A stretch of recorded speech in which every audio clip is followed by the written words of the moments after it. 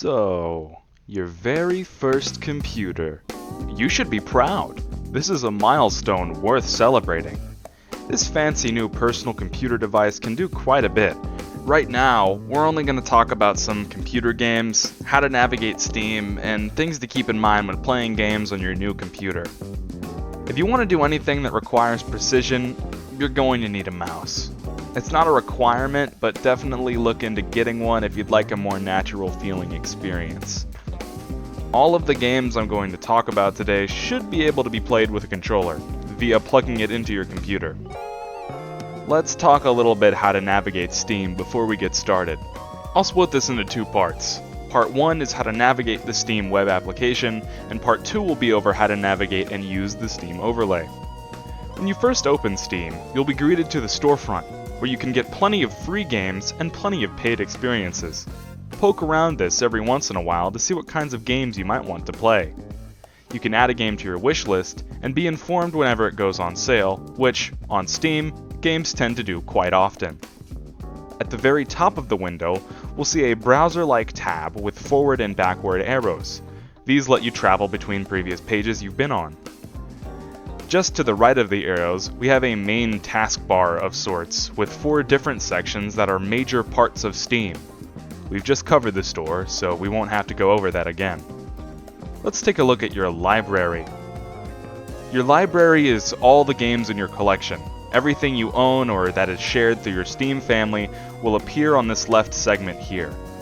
You can organize your games here, view more info about your games here, various links, like online game marketplaces or the Games Workshop, everything. To view more info about a particular title, click on it.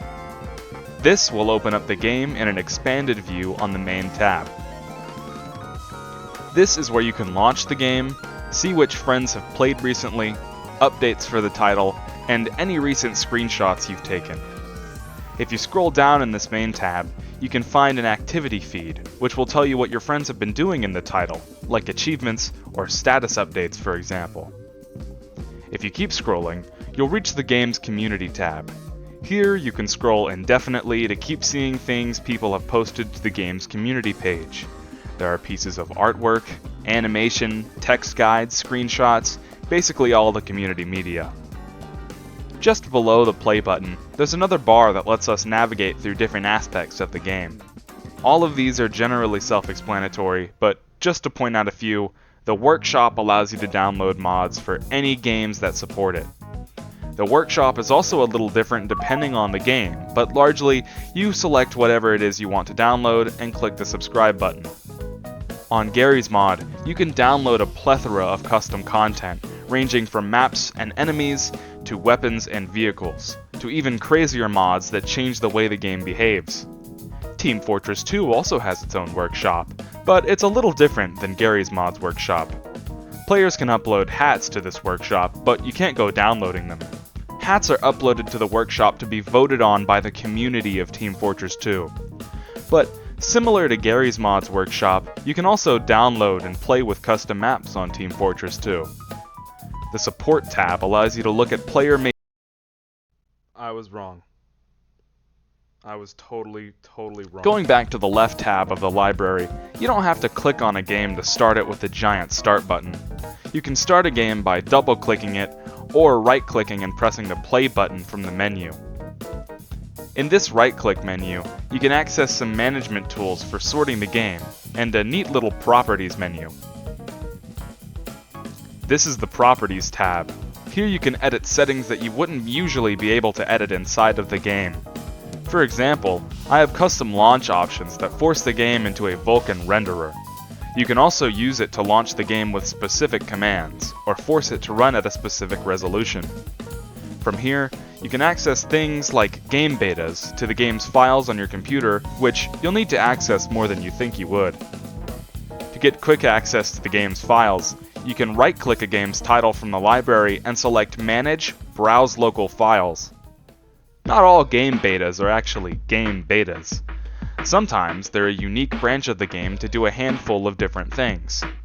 Garry's mod, for example, has a special branch that changes the game to a 64-bit version, which increases performance on most machines. I suggest you do this if you own the game.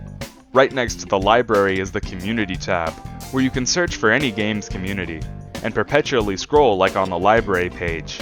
I won't go over this one much because most Steam users don't use this that often, and I don't really see you wanting to either. It's there. Next to the Community tab is your Profile tab, which will always be named after your current display name. Clicking on this tab brings you to your own profile. This is how other people see you on Steam. At the top here is a conveniently placed Edit Profile button. In this page, you can change your username and add a biography to your profile, also allowing you to set your own profile picture. If you haven't set your profile picture, you should probably do that now. I'd like to talk about Steam's $5 rule for a second while you're changing your profile picture.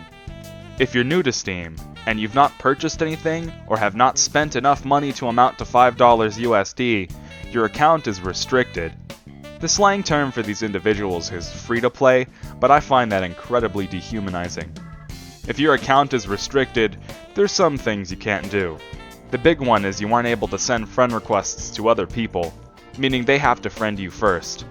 There's also some other stuff you can't do, but I don't think it impacts your ability to play games. At the very top of Steam, you can find a couple different tabs.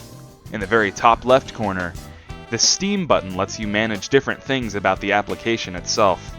You can change accounts, sign out, go offline, and exit Steam entirely. In the settings, you can edit some behaviors about how the app starts on your machine, like if Steam opens up on your computer when it starts up or not, or even where Steam opens to.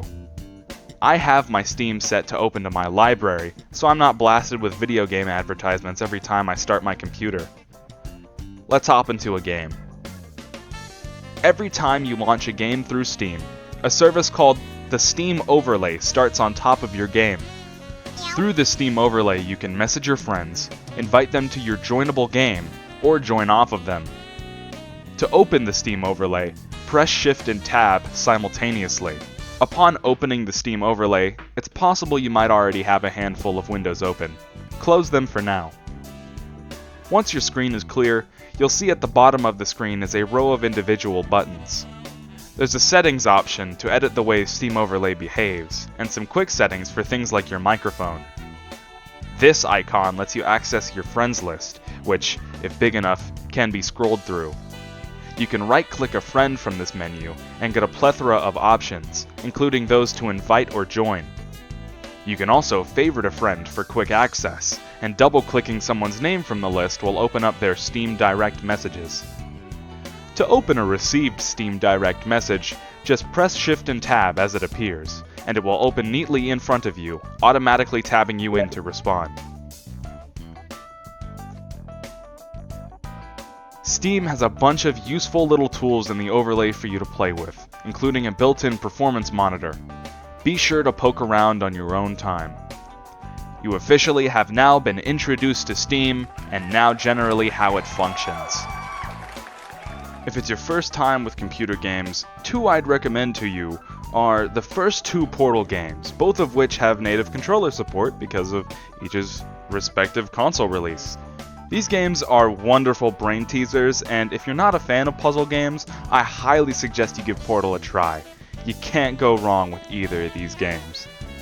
Another fun computer game I recommend you try is web fishing. It has very simple controls and has a pretty fun fishing mechanic. As you level up and sell fish for cash, you can unlock cool cosmetics for your character. Along with all that cool shit I just mentioned, the game also has a multiplayer mode that lets you browse public lobbies to make some friends, play with your own friends in private lobbies, and also kill each other! A staple in the PC games community. An experience worth writing home about. Half-Life 2. This game runs on literally anything. Go play it. I could say a million things about this game, but they've all been said before. It's a masterpiece and a damn solid first-person shooter game. Yes, it has controller support and it plays fine with it. Go play Half-Life 2, damn it!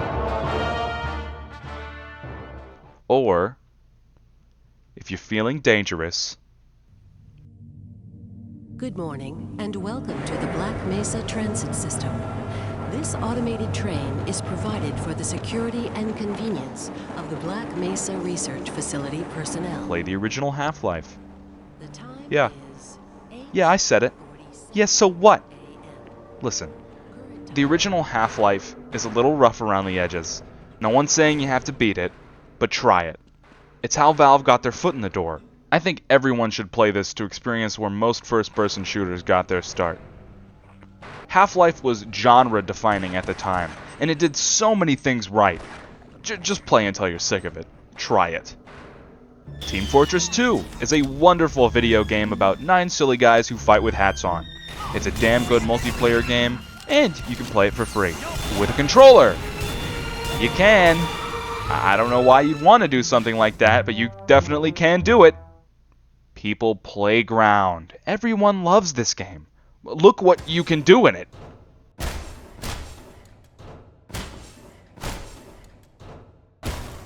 If I was everyone, I'd love this game too. People Playground isn't actually the first of its kind, though. I believe, and string me up by my ankles with chains and flog me until I'm crying and red if I'm wrong, but I believe People Playground was inspired by a little game called Mutilated Doll 2, which you can play on Steam. It's in our library. This game also rocks, though not nearly as popular as People Playground. It's a fun game, you should try it out. Undertale, boom!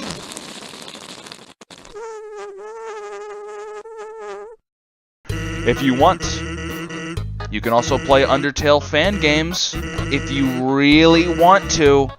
I know there's at least one person who wants to do that.